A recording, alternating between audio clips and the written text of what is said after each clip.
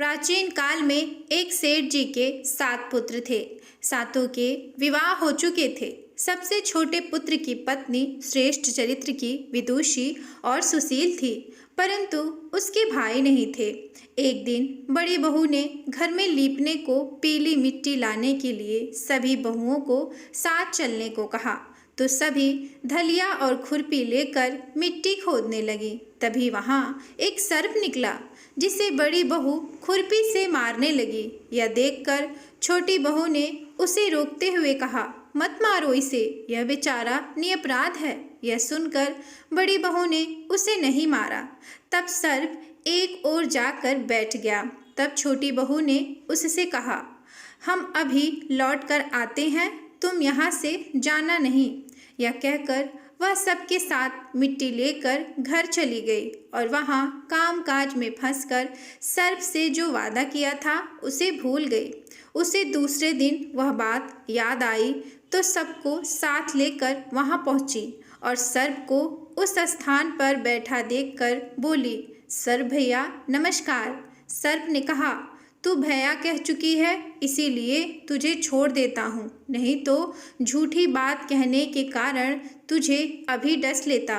वह बोली, भैया मुझसे भूल हो गई, उसकी क्षमा मांगती हूँ। तब सर्प बोला, अच्छा तू आज से मेरी बहन हुई और मैं तेरा भाई हुआ, तुझे जो मांगना हो मांग ले। वह बोली, भैया मेरा कोई नहीं है। अच्छा हुआ तो तू मेरा भाई बन गया। कुछ दिन व्यतीत होने पर वह सर्प मनुष्य का रूप रखकर उसके घर आया और बोला कि मेरी बहन को भेज दो।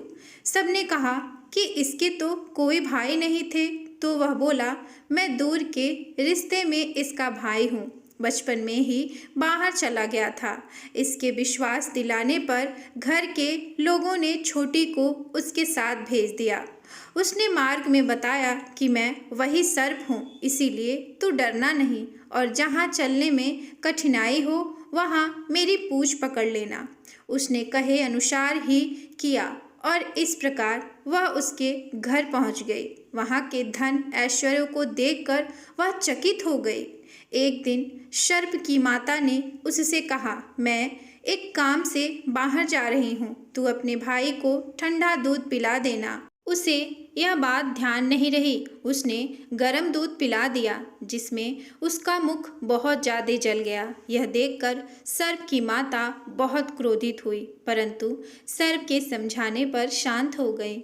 तब सर्प ने कहा कि बहन को अब उसके घर भेज देना चाहिए। तब सर्प और उसके पिता ने उसे बहुत सारा सोना, चांदी, जेवरात, वस्त्र, आभूषण आदि देकर उसके घर पहुंचा दिया। इतना ढेर सारा धन देखकर बड़ी बहू ने ईर्ष्या से कहा, भाई तो बड़ा धनवान है, तुझे तो उससे और भी धन लाना चाहिए। सर्प ने यह वचन सुना तो सब वस्तुएं सोने की लाकर दे दी। यह देखकर बड़ी बहू ने कहा, इन्हें झाड़ू भी सोने की होनी चाहिए। तब सर्प ने झाड़ू भी सोने की लाकर रख दी। सर्प ने छोटी बहू को हीरा मणियों का एक अद्भुत हार दिया था। उसकी प्रशंसा उस देश की रानी ने भी सुनी और वह राजा से बोली कि सेठ की छोटी बहू का हार यहाँ आना चाहिए। राजा ने मंत्री को हुक्म दिया कि उससे वह हार लेकर शीघ्र उपस्थित हो। मंत्री ने सेठ जी से जाकर कहा कि महारानी जी को छोटी बहू का हार पहनेंगी, वह उससे लेकर मुझे दे दो। सेठ जी ने डर के कारण छोटी बहू से हार मंगा कर दे दिया, लेकिन छोटी बहू को यह बात बहुत बुरी लगी।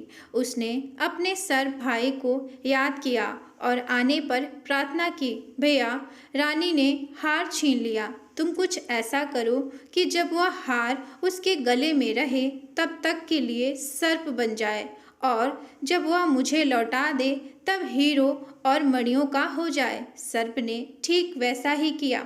जैसे ही रानी ने हार पहना वैसे ही वह सर्प बन गया। यह देखकर रानी चीख पड़ी और रोने लगी। यह देखकर राजा ने सेठ के पास खबर भेजी कि छोटी बहू को तुरंत भेजो। सेठ जी डर गए कि राजा ने जाने क्या करेंगे। यह स्वयं छोटी बहू को साथ लेकर उपस्थित हुई। राजा ने छोटी बहू से पूछा, तूने क्या जादू किया है? मैं तुझे दंड दूंगा। छोटी बहू बोली, राजन धृष्टता क्षमा कीजिए, यह हार ही ऐसा है कि मेरे गले में हीरो और मणियों का रहता है और दूसरे के गले में सर्प बन जाता है। यह सुनकर राजा ने वह सर्प बना हार उसे देकर कहा, अभी पहन कर दिखाओ। छोटी बहू ने जैसे ही उसे पहना वैसे ही हीरो मणियों का हार हो गया। यह देखकर राजा को उसकी बात का विश्वास हो गया और उसने प्रसन्न होकर उसे बहुत सी मुद्राएं भी पुरस्कार में दी। छोटी बहू अपने हार सहित अपने घर लौट आई। उसके धन को देखकर बड़ी बहू ने ईर्ष्या के कारण उसके पति को सिखाया कि छोटी बहू के पास कहीं से धन आया है। यह सुनकर उसके पति ने अपनी पत्नी को बुलाकर कहा, ठीक ठीक बता कि यह धन तुझे कौन देता है। तब वह सर्प को याद करने लगी। तब उसी समय सर्प ने प्रकट होकर कहा, यदि मेरी धर्म बहन के आचरण पर संदेह प्रकट करेगा तो मैं उसे खा लूँगा। यह सुनकर छोटी बहू का पति बहुत प्रसन्न हुआ और उसने सर्प देवता का बड़ा सत्कार किया। उसी दिन से नाग पंचमी का त्यौहार मनाया जाता है और स्त्रियां सर्प को भाई मानकर उसकी पूजा करती हैं। तो इसी के साथ ये नाग पंचमी की कहानी यहीं समाप्त होती है। आशा करती हूँ कि आपको पसंद आई होगी। पसंद आई है तो वीडियो को लाइक, शेयर और सब्सक्राइब जरूर करें। धन्यवाद।